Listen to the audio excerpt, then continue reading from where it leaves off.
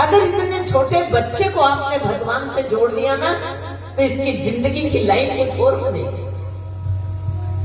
हाँ, सुनिए, बचपन में मां प्यारी होती है। समय थोड़ा सा है, सूत्र में बात कर लो।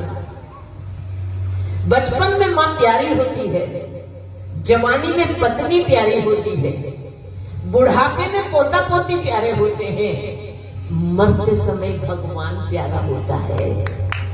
तो क्या भगवान रद्दी चीज है? इतनी रद्दी चीज है कि हम मरते समय उसको याद करेंगे कि जीते जी जब भगवान इतना अच्छा है, तो हमें बचपन से ही भगवान को संभालना चाहिए, संभालना चाहिए।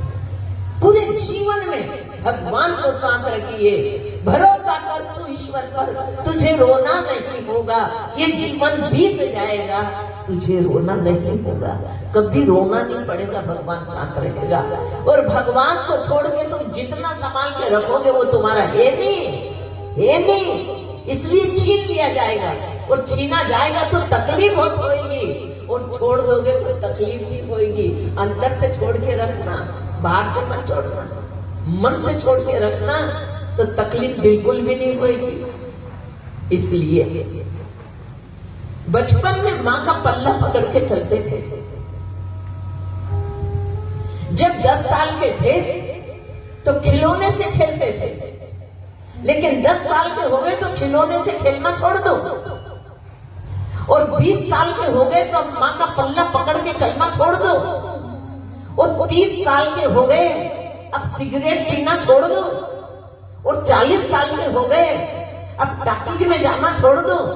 और 50 साल के हो गए तो होटल में जाना छोड़ दो। अब सिस्टम बदल गए तुम्हारे, ये गड़बड़े जो हो रही है ना, इसी से हो रही है।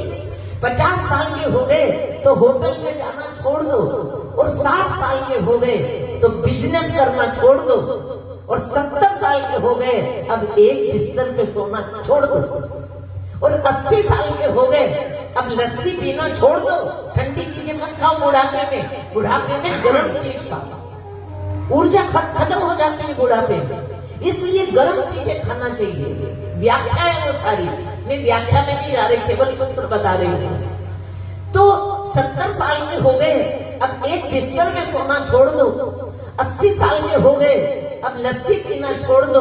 और 90 साल के हो गए, अब जीने की आस छोड़ दो।